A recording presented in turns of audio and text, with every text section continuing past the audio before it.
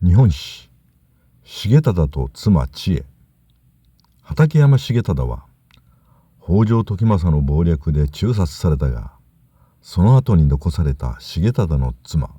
千恵はどのような境遇を歩んだのだろうか。詳しく見ていこう。畠山重忠は1164年長官2年武蔵の国の豪族畠山重義の子として生まれている。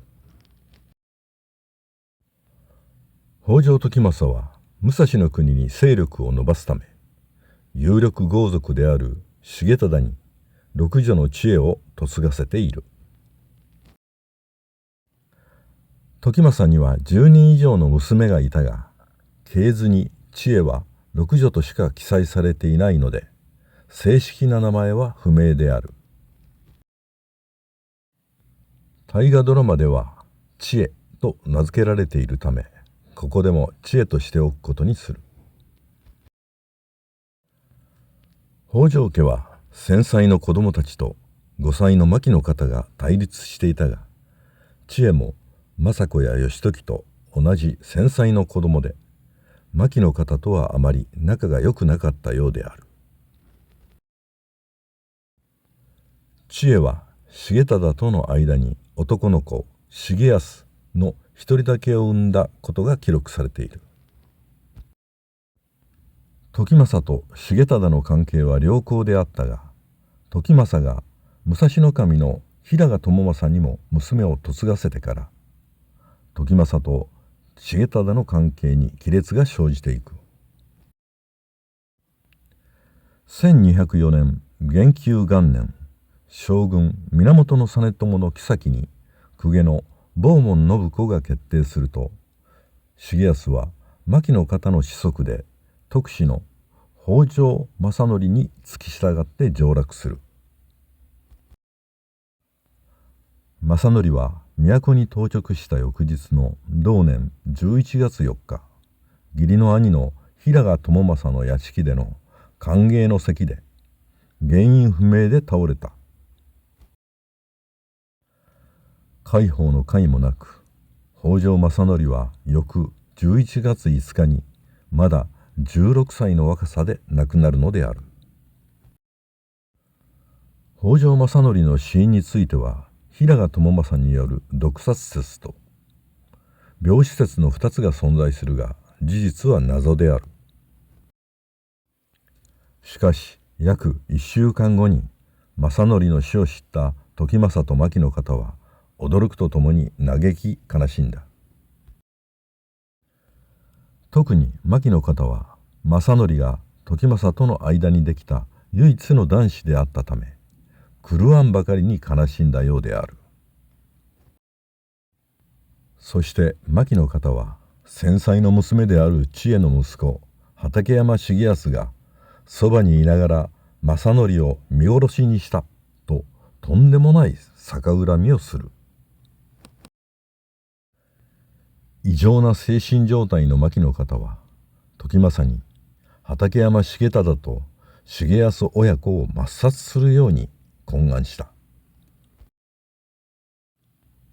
武蔵の国の実権をめぐって畠山重忠と暗闘を繰り広げていた時政は、渡りに船とばかりに北条義時に畠山氏討伐を命じた。ところが1,000歳の子供である義時と時房は、千恵の夫である畠山重忠の討伐には断固として反対する。すると時政は将軍実朝の印を押した畠山重忠討伐の命令書を突きつけて、無理やりに義時と時房を出陣させている。千恵の息子畠山重康は無残にも由比ヶ浜におびき寄せられて三浦義村に殺害された。畠山重忠は二俣川で義時率いる幕府軍と遭遇して少数ながら奮戦するが討ち取られている。この畠山事件を契機に北条義時と政子ら繊細の子供たちは牧の方の言いなりとなっている時政とたもとを分かつ決意をする。重忠中殺から約1ヶ月後の牧氏事件は、北条時政と牧の方が実朝を廃して娘婿の平賀朝雅を将軍にしようとしたため、鎌倉から追放された事件だと北条氏が後に編纂した歴史書「吾妻鏡」には記述されている。しかし本当のところ、義時や政子が時政と牧の方を失脚させるためにでっち上げた事件かもしれない。時政から剣謀術数を学んだ義時は、この時すでに師である父を凌駕していたのである。時政と牧の方を伊豆の国の北条へ追放して執権となった義時は、夫重忠と愛息重康を同時に亡くした知恵を憐れんだ。知恵は北条家の繊細の子義時と5歳牧の方の対立に巻き込まれたかわいそうな女性だったのである。義時は政子と相談の上、知恵を鎌倉幕府の有力御家人足利義兼の長男義澄と結婚させている。そして義澄に畠山総領権を与え、知恵と義澄の間に靖国が生まれると、靖国に畠山を正式に名乗らせ、義時と政子は知恵を慰めた。通常謀反で亡くなれば領地は没収されるのだが、北条義時は執権の権限で畠山氏の家名を存続させ、関係者を保護したのである。以前の畠山氏は坂東兵士であったが、足利氏は源氏であった。そのため重忠までを平成畠山氏といい、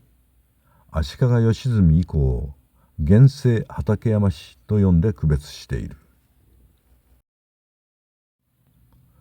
畠山氏は足利氏の傘下に入って、義澄の子孫である足利尊氏が室町幕府を開くと、靖国の子孫は幕府の有力な武将として活躍している。知恵のその後に関する記録は残されていないが、知恵は義時や政子に保護されながら比較的平穏な余生を過ごしたと考えられる。